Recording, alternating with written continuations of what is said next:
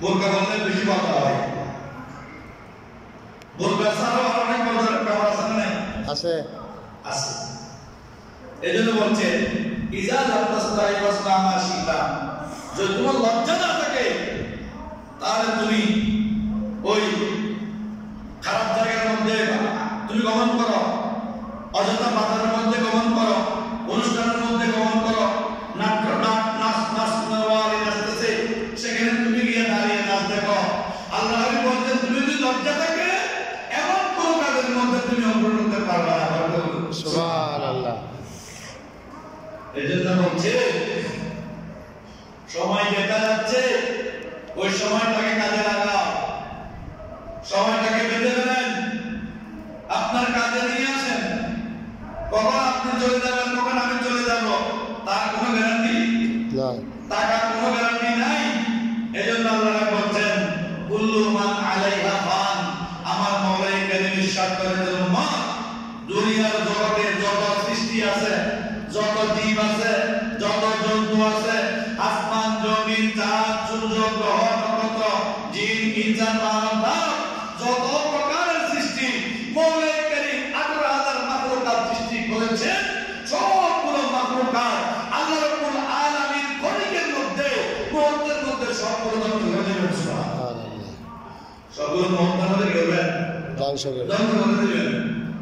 কিছু থাকবে না, গহন দুয়ার টাকা পয়সা দ্বন্দ্ব কিছু থাকবে না, সবগুলো নিঃশেষ হয়ে যাবে, ধ্বংস হয়ে যাবে। এরপরে বলছেন আমি আল্লাহ বলছেন ওয়ায়াবকা ওয়াজহু রাব্বিকা যুল জালালি ওয়াল ইকরাম, একমাত্র মহান রব্বুল আলামিন অবশিষ্ট থাকবেন। বলতে বলেন সুবহানাল্লাহ। একমাত্র আল্লাহ অবশিষ্ট থাকবেন, আল্লাহই বাকি থাকবেন, আর সবগুলো নিঃশেষ হয়ে যাবে। হাদিস শরীফ আছে রুচির মধ্যে আছে আল্লাহ রাব্বুল আল্লাহ বলেন আমি ইদা যুকিরতু যুকিরতা মাহি, আপনি মন খারাপ করবেন না। মানুষ যখন আমি আল্লাহকে স্মরণ করবে, মানুষ যখন আমি আল্লাহকে ডাকবে, আমি আল্লাহকে ডাকার সাথে সাথে আপনি রাসূলকে স্মরণ করবেন। সুবহানাল্লাহ। এজন্য আশহাদু আল্লা ইলাহা ইল্লাল্লাহ মুহাম্মাদুর রাসূলুল্লাহ, আবার আছে আশহাদু আন্না মুহাম্মাদার রাসূলুল্লাহ সাল্লাল্লাহু আলাইহি ওয়াসাল্লাম। কিয়ামতের ময়দানে কায়েম হলে আল্লাহ বসে থাকবেন। আল্লাহ বলতেন যে আমার কোনো জিকির চলবে না, আমার কোনো ইবাদত নাই, আমার কোনো নামাজ নাই, ইবাদত করার জন্য, বন্দী করার জন্য, জিকির করার জন্য, স্মরণ করার জন্য কোনো উম্মত কোনো বান্দা অবশিষ্ট থাকবে না। ঠিক, কিন্তু ওই ময়দানে মাহশরের মধ্যে সবাই যখন ইয়া নফসি ইয়া নফসি ইয়া নফসি ইয়া নফসি করে দৌড়াবে, ওই কঠিন মুসিবতের সময় আমাকে ডাকার কেউ নাই, আপনাকে ডাকার জন্য আমি রব্বুল আলামিন অবশিষ্ট থাকবো। সুবহানাল্লাহ। আল্লাহকে ডাকার কেউ নাই, কিন্তু রাসূলের দরুদ পড়ার জন্য কে আছেন? আল্লাহ। এটা আল্লাহ কাজ হচ্ছে কি বলতে দরুদ পড়া। এজন্য বলছেন আল্লাহ অবশিষ্ট থাকবেন, সব ধ্বংস হয়ে যাবে। এরপর বলছেন আমি আইয়ি আলাই রাব্বিকুমা তুকাযিবান, ও আমার বান্দাগণ, ও আমার বান্দাগণ, তোমাদেরকে বানিয়েছি, সৃষ্টি করেছি, তৈরি করেছি, হাত দিয়েছি, পা দিয়েছি, চক্ষু দিয়েছি, কর্ণ দিয়েছি, নাসিকা দিয়েছি, মুখ দিয়েছি, লিসান দিয়েছি, তোমাদেরকে দাঁত দিয়েছি, হাতের আঙ্গুল দিলাম, সৌন্দর্য বর্ধন করলাম, মাথার চুল দিলাম, ছেলেদেরকে দাড়ি দিলাম, মেয়েদেরকে চুল দিলাম, সব কিছু আমি রব্বুল আলামিন অবয়ব সুন্দর করে আমি তোমাকে সৃষ্টি করেছি, সাজিয়েছি, বানিয়েছি। ও আমার বান্দা, তুমি আমি আল্লাহর কোন নিয়ামত অস্বীকার করবে? কোন নিয়ামত তুমি অস্বীকার করবে? দেখি তুমি তোমার কান অস্বীকার করো, এটা কোন কাজের নয়। কিন্তু কান না থাকলে শুনতে পাবেন না। যদি কিছু মানুষ আছে তারা কান আছে কিন্তু শ্রবণশক্তি নাই, কিছু মানুষ আছে চোখ আছে কিন্তু তাদের দেখা শক্তি নাই, নাক আছে কিন্তু তারা সুগন্ধি নেওয়ার ক্ষমতা নাই, লেসান জিহ্বা আছে কথা বলার ক্ষমতা নাই। এজন্য বলতেন তুমি কোন নিয়ামত অস্বীকার করবে? কি অস্বীকার করবে বলো? অতুলনীয় তোমাকে নিয়ামত দেওয়া হয়েছে, তুমি অন্তত নিয়ামতের শুকরিয়া আদায় করতে হলো তুমি আমি আল্লাহকে স্মরণ করো। সুবহানাল্লাহ। সামান্য অক্সিজেন যদি প্রবলেম হয়, সিলিন্ডার কুসুম ফাটা হয়ে যায়, আল্লাহ আমাদেরকে কত অক্সিজেন দিয়েছে, কত হাইড্রোজেনের রব্বুল আলামিন আমাদের জন্য ব্যবস্থা করেছেন, কি সুন্দর বাতাসের ব্যবস্থা করেছেন।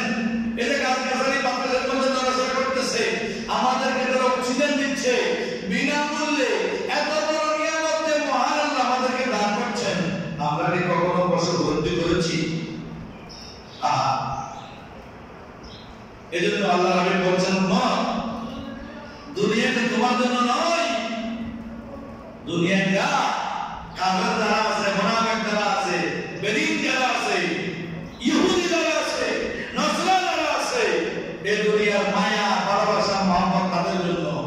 কারণ তুমি মুসলমান, তোমাকে দুটো কাজ করতে হবে, যে দুটো কাজ আমার আল্লাহ রাব্বুল আলামিন পবিত্র কালামের মাধ্যমে শিক্ষা দান করেছেন। বলছে আওয়াজে বলুন সুবহানাল্লাহ। আমরা নাম্বার দোয়া করি না, রব্বানা আতিনা ফিদ দুনিয়া হাসানা। আল্লাহ রাব্বুল বলেন দুনিয়াও লাগবে, আখিরাতও লাগবে, দুনিয়া কেন লাগবে?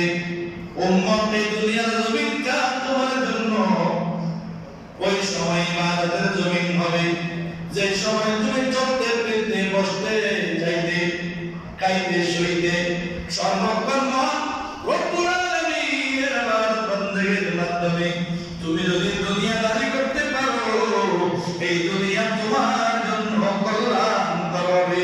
সুবহানাল্লাহ। আল্লাহ জিজ্ঞাসা দিলেন, রব্বানা আতিনা ফিদ দুনিয়া হাসানা। ও আমার বান্দারা শোনো শোনো, তোমরা আমি আল্লাহর দরবারে ভাবে দোয়া করো, আল্লাহর এই দুনিয়ার জমিনে যা কিছু আছে ওই সব কিছু আমাদেরকে তুমি দান করে দাও। সুবহানাল্লাহ। আল্লাহ নবী বলছেন, আল্লাহ প্রথম ভাগে দুনিয়ার কথা বলছেন, শেষ ভাগে আখিরাতের কথা বলছেন। ওয়াফিল আখিরাতি হাসানা। ও আল্লাহ তুমি আমাদেরকে পরকালের যা ভালো আছে, যা উত্তম আছে, সেইগুলো তুমি আমাদেরকে দান করে দাও। সুবহানাল্লাহ। ওয়াকিনা আযাবান নার। আযাব আপনি কই দেখেছেন? ফিলিস্তিনের দিকে তাকান, তারা কত কষ্টের মধ্যে আছে। ছোট ছোট কুচিকাচার মাসুম বাচ্চাদেরকে জালেমরা নির্যাতন, নিপীড়ন, হত্যা, বোমার আঘাতে, মিসাইলের আঘাতে তাদেরকে তারা কি করতেছে? শহীদ করতেছে, ঠিক না? ঠিক। এটাকে আল্লাহর পক্ষ থেকে পরীক্ষা নয়? পরীক্ষা, অবশ্যই পরীক্ষা। অনেকে আল্লাহ কাছে আল্লাহ তুমি শুনতেছ না, আল্লাহ তো কান্নাকাটি করতে করে যাচ্ছে, আল্লাহ তোমার কি দয়া হয় না? আল্লাহ বলছে দয়া আমার ভাই, কিন্তু তোমাদেরকে আমি জমিনে পরীক্ষার জন্য পাঠিয়েছি। সুবহানাল্লাহ। আল্লাহ ফিলিস্তিন নিয়ে দেখতেছে, সারা পৃথিবীর জমিনে কতগুলো ইমানদার মানুষ আছে, কারা বান্দার প্রতি দয়াবান, কারা বান্দার প্রতি মহব্বত আছে, দয়া আছে, ভালোবাসা আছে। এটা আল্লাহ পরীক্ষা করার জন্য ফিলিস্তিনের রাজকে বিশাল একটা পরীক্ষা উত্তীর্ণ করেছেন। কিন্তু যখন দেখবেন হঠাৎ করে আল্লাহ এমন এক বান্দার আবির্ভাব হবে, যার মাধ্যমে ক্ষণিকের মধ্যে ফিলিস্তিন বিজিত লাভ করে। সুবহানাল্লাহ। দুঃখ লাগে, অনেকেই দোয়া করছে, আল্লাহ আরেকবার আমাদের পাখি পাঠাও না। আমাদের পাখির দরকার কি? আপনি তো আমাদের পাখির থেকে উত্তম, মানুষ পাখির থেকে উত্তম নয়, উত্তম। তো একজন কমেন্ট করতেছে, আবাবিল পাখি যদি আল্লাহ জমিনের মধ্যে একবার ফাটাই, সর্বপ্রথম মুখের মধ্যে কঙ্কর নিয়ে বড় বড় ইসলামী রাষ্ট্রের যারা প্রধান আছে, যারা শাসন কর্তা আছে, সামরিক বাহিনী আছে, তাদের উপর খতম মারবে। তোমাদের ইমানটা কোথায় গেল? কিরকম ইমানদার তোমরা মুসলমান? বড় বড় ফতোয়া লাগাই, বড় বড় গলাবাজি করে। কেন আজকে আজকে সময় এসেছে মুসলমানদের পাশে দাঁড়িয়ে তাদেরকে হেফাজত করা, বড় করে বলুন সুবহানাল্লাহ।